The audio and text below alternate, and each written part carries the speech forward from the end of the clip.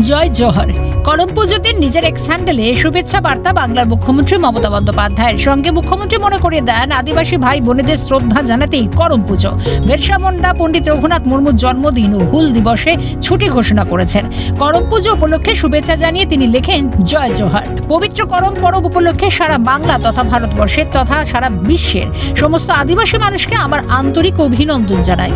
আমাদের রাজ্যে আজকের এই পবিত্র দিনে প্রথমে আমরা সেকশনাল হলিডে ঘোষণা করেছিলাম, পরে আমরা আরো এগিয়ে দিনটিকে স্টেট হলিডে ঘোষণা করেছি।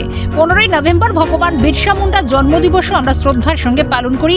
দিনটিতেও আমরা সরকারি ছুটি ঘোষণা করেছি। পণ্ডিত রঘুনাথ মুর্মুর জন্মদিনে এবং হুল দিবসও ছুটি ঘোষণা করা হয়েছে।